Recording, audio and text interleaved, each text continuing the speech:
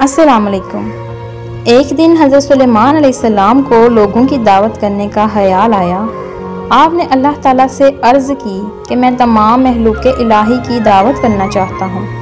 اللہ تعالیٰ نے فرمایا، اے سلیمان، مخلوقات کو روزی دینے والی ذات تو میں ہوں، تم تو میری ساری مخلوقات کو ایک وقت کا کھانا بھی نہیں کھلا سکو گے۔ حضرت سلیمان علیہ السلام نے دوبارہ عرض کی، اے پروردگار، جو کچھ میرے پاس ہے وہ بھی تو تیرا ہی عطا کیا ہوا ہے، اس میں سے میں تیری مخلوق کی دعوت کرنا چاہتا ہوں۔ ان کے اصرار پر اللہ تعالیٰ نے ان کی خواہش قبول کر کے انہیں اجازت عطا کر دی۔ اللہ تعالیٰ کی رضا حاصل کر کے حضرت سلیمان علیہ السلام نے ایک بہت وسیع و عریض جنگل میں مخلوق خدا کی دعوت کا اہتمام کیا۔ انہوں نے جنات کو جنگل صاف کرنے اور وہاں صاف و شفاف دریا بچھانے اور مشرق سے مغرب تک کی تمام اشیاء خوردنی لا کر جمع کرنے کا حکم دیا۔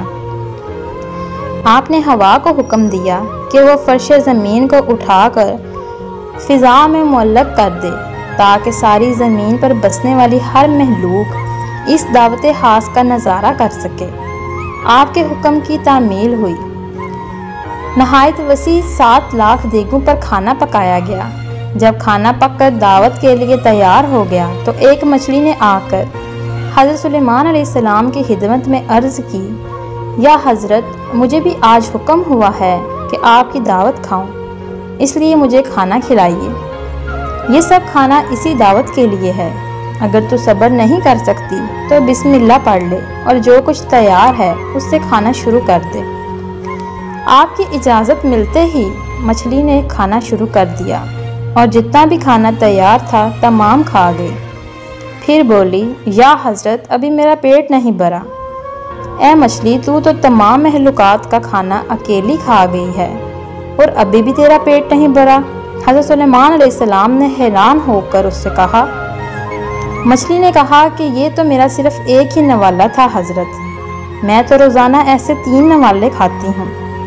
پھر مچھلی نے شکوہ کیا، حضرت، اگر آپ کے پاس دعوت کا پورا سامان نہیں تھا تو آپ نے تمام مخلوقات خدا کی دعوت کرنے کا اعلان کیوں کیا؟